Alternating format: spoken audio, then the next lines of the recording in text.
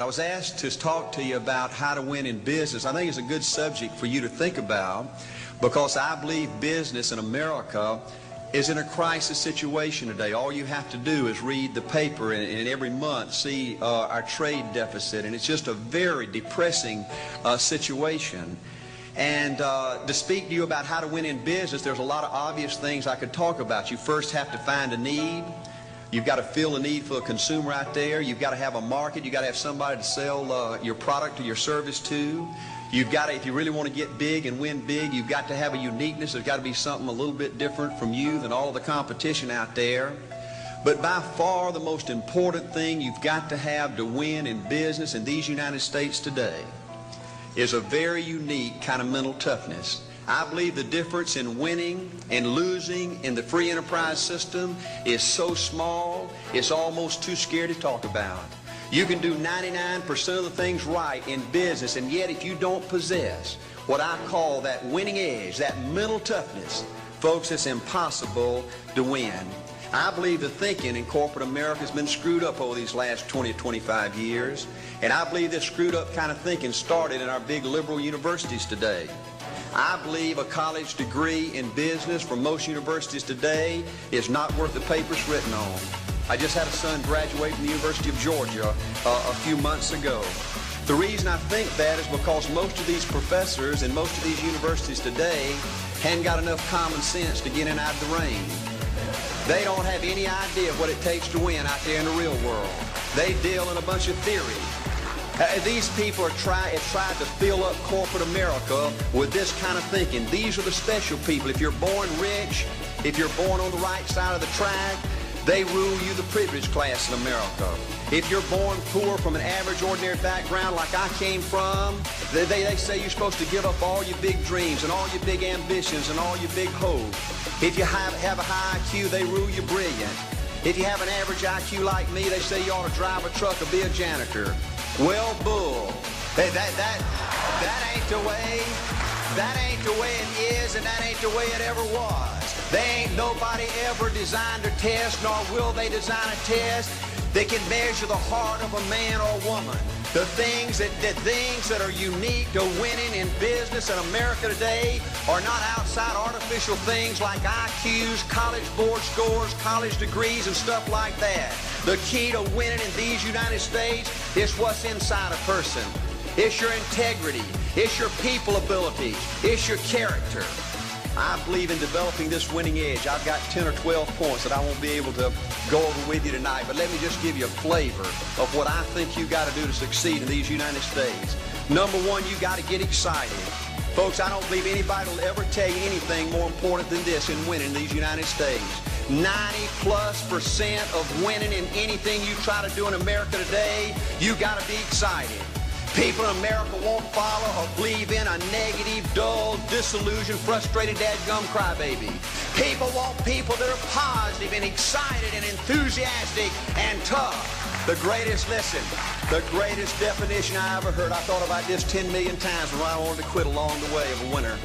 This guy said almost everybody in America can stay excited for 2 or 3 months. A few people can stay excited for 2 or 3 years. But a winner will stay excited for 30 years or ever how long it takes to win. Another key to building this winning edge and this mental toughness is you got to become a dreamer again. You know, I'm a Methodist, and we just changed ministers a few weeks ago, and our new minister came in, and the church was just packed. And the first thing he said, well, it looks like everybody came out to see the monkey perform. And the second thing out of his mouth, he said, for a church to be a great church, you got to have a dream. If you don't have a dream, you're dead. And boy, I sat up and I said, man, me and this guy are going to get along good because he knows what he's talking about. See, folks, I believe in order to win, you got to feel good about yourself. When I was coaching football for 7 years back in Georgia, and I had a paddle in my coaching office, and it was about this thick and this long. And in the fat end, I had little holes bored in it so you could really get some speed and blister their little butt, you know, when they misbehaved. And I had a rule on my football team that if any kid said, I can't, If any football player heard one of my football players said, I can't, he got to bring him in the coach's office and give him 3 licks. And it took me about a month to get all that thinking out of my players every year, you know, and I'd have football players knock on my door at recess and at lunch and after school. And he said, Coach, he said it. Coach, he said it. And I'd make that kid bend over and I'd give that other kid the board. He'd bust him 3 times. And folks, it didn't take long. You couldn't create a word game to get one of my kids to say I can't. Bring it home a little bit more personal. When April and little Art were just this little and could understand words, every time they said I can't, I made them do 3 push-ups. Folks, there ain't nothing you can't do in America if you want to bad enough. Another key in building this winning edge is, folks, you got to stand for something. People in America, the good people in America, are fed up with these dadgum fence sitters and mealy mouths. Corporate America has an especially black eye in business today. Most people in America think you can't find a company. They think you can't find a salesperson that'll tell you like it is and stand behind the word. They think these companies will sell anything, say anything, just to make a sale, just to make a profit. Well, you know what? Folks, if you want to win in the free enterprise system in America today, you got to stand for something. And another point, thank you, yes, you're going to be controversial. Folks, if you want to win in these United States today, just get ready. You're going to be controversial. The only way not to be controversial is to be average and ordinary. They just call me anything but average and ordinary. Now, I know some of you might say, well, you know, I don't think I like Art Williams. You know, he sounds like an old tough butt to me. Well, folks, I'm telling you, you can be good and tough at the same time. I bet nobody's ever talked to a religious broadcaster like this.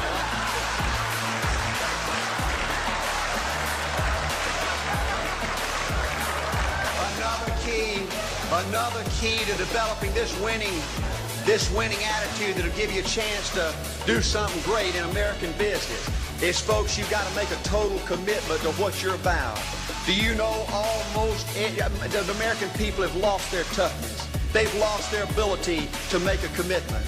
See, folks, in trying to win in business, you're just going to have so many false starts. You think you get it going time after time, and you just get knocked back to ground zero, and it's your ability to compete, to pick yourself up off the mat one more time, to go for it one more time, that's going to determine success or failure.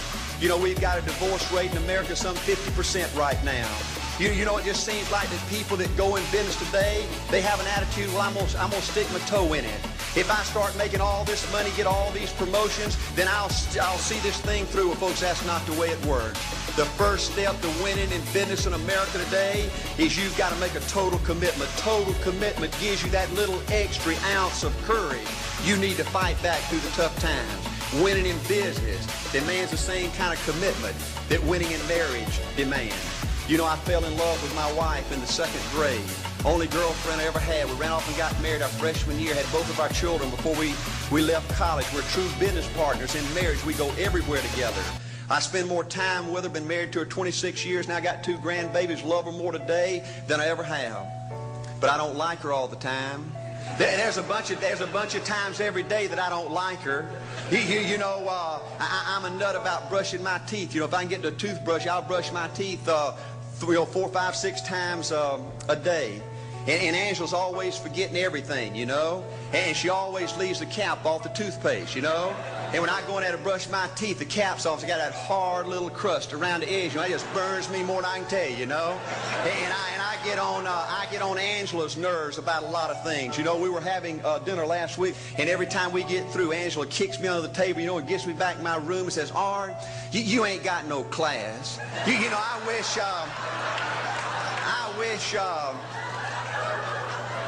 wish, Art, you could learn to eat with your mouth closed, you know.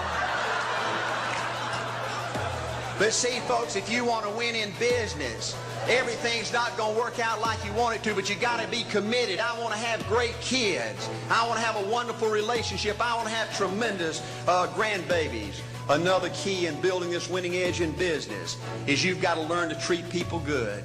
Another thing that these universities pollute America, corporations with, is this attitude, you better not get to know your employees. You better not become friends or get to know the spouse or the children of the employees, because you might have to fire them, you might have to reassign them. And if you're close friends, you can't manage people in a tough-minded way. Bull. Folks, the only way to manage people and get the most out of people is treat them good. Learn to love them and care about them. Yes, it hurts from time to time, but it's the only way.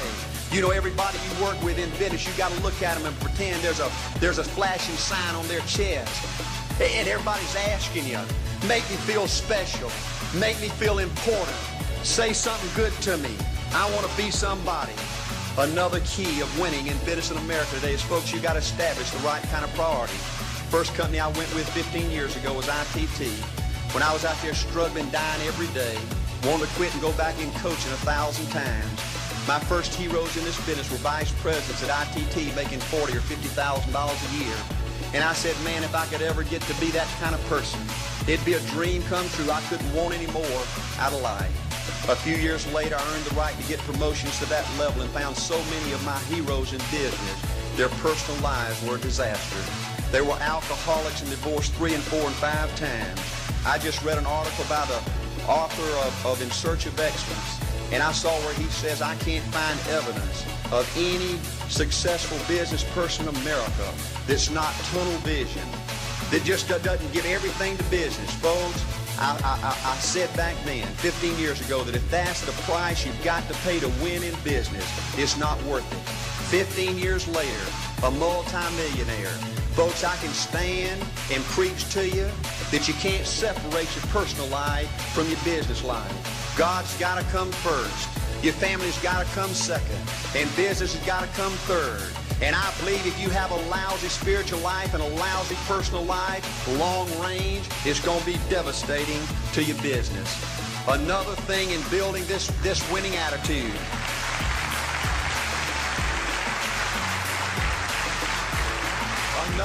Another thing in building this winning attitude in business. I see tall people make it big in business and short people, dumb people and smart people, fat people and skinny people. But if you cut over the winners in business, I see a heart of a champion. And all these people are competitors and they don't quit. I believe desire and will to win is everything. I don't know why I'm like I am, but my butt's always burning. There's always something say, Art, dadgummit, you're supposed to go for it. Art, dadgummit, you're supposed to be somebody. You're supposed to make a difference with your life. What does the $500,000 a year person do? The $50,000 a year person doesn't do. You look at the outside and study those two individuals, everything seems to be the same. They both are the same sex, they both are the same age, they have the same training, the same positions, the same contract, the same fringe benefits. They both are successful, they work hard, they're good family people, make tough commitments. But what's the difference? What does the $500,000 a year person do? The $50,000 a year person doesn't do. He pays the price and a little bit more. He works hard and a little bit more. He's loyal to the company and a little bit more. He believes in a little bit more. He makes money and a little bit more. He saves money and a little bit more. If you want to win in these United States, you got to be tough and you can't quit. The last thing I'll talk to you about today in building this winning edge is, folks, if you want to win in business, you got to be a leader. Leadership is everything. You show me anything in these United States that win, I'll show you a leader at work. You show me a successful church, Boy Scout troop, club, football team, business, I'll show you something run by a leader. See, I thought at one time in my life you had to be smart to win. I used to have these smart people that dress so pretty and talk so pretty and use these big words. They just intimidated me, and I said, Art, you can't ever be that good. Why don't you just throw in the towel and go on back and coach football for a living? And I found two things out about smart people. I think it's almost impossible for a smart person to win in business in America today. Because I find smart people spend their whole lifetime figuring things out. They're always trying to figure out an easier way and a quicker way. And another thing I found out about smart people is they just don't get around to doing nothing. And see, somebody like Art Williams, everybody says, well, he can't do it. And somebody like that can't do it. But he does it. See, folks, I want you to know almost everybody in America almost does enough to win. They almost get there. They almost are over the hump. They almost have it going. They almost, in everything they do, almost is a way of life to almost everybody in America. But the winners do it. What do? They do whatever it takes to get the job done. They do it and do it and do it and do it and do it until the job gets done. And then they talk about how great it is to be somebody they're proud of. We need leaders in America who can do it. If you want to become somebody, do it. If you want to go in business for yourself, do it. If you want to become financially independent, do it. I hear too much talk in these United States. Everybody can talk a good game. We need people in America who can do it. I go all over this country with A.O. Williams, and I have people say, Art, you can count on me. Wonderful. Just do it. Art, I guarantee you this is my last stop. I'm going to win now. Super duper. Just do it. Art, if I could just have one good month and get the ball going, I know I could make it big. Super. Just do it. Art, if I could just pay off this debt, I could really go. Great. Just do it. Art, if I could just sell my house. Do it. But houses ain't selling. Do it anyway. Art, I'm not making any money. What can I do? You just do it. Do what, Art? You do it and do it and do it. Art, I guarantee I'm going to win this contest. Super duper. Just do it. Art, I'm over the hump now. Watch my smoke. Great. Just do it. Art, I want to make it so bad I can taste it. What I do? You just do it. Art, I'm a vice president now. Can I quit doing it? No. Art, I don't know if I can keep on keeping on. I'm really hurting what I do. You just do it. Do what, Art? You do it and do it and do it. Art, all my life I wanted to be somebody important. Well, what do it then? Art, I'm going to save money so I don't have to go through this again. Great. Just do it. Art, I don't feel like I've had enough training. What I do? You just do it. Art, my manager don't give me no help. What I do? You just do it. Art, you don't understand. I was Mr. Everything at my former company. You don't mean I have to start off down here at the bottom and do it, do you? Yep, you really got to do it. Art, what's the primary difference between winners and losers? The winners do it. They do it and do it and do it and do it until the job gets done. And then they talk about how great it is to finally have achieved something unique, and how glad they are that they didn't quit like everybody else, and how wonderful it is to finally be somebody they're proud of and make a difference with their life.